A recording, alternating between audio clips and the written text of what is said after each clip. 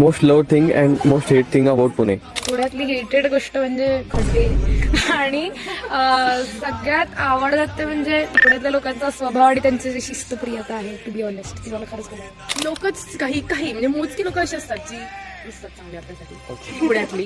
आणि चांगली गोष्ट म्हणजे सगळे खाण्याचे पदार्थ. आवडती गोष्ट सगळे पर्यटन स्थळ पुण्यातली आणि वाटतं त्याच्यावरती गोष्ट म्हणजे इकडची एनर्जीच ओव्हरऑल मला फार आवडते.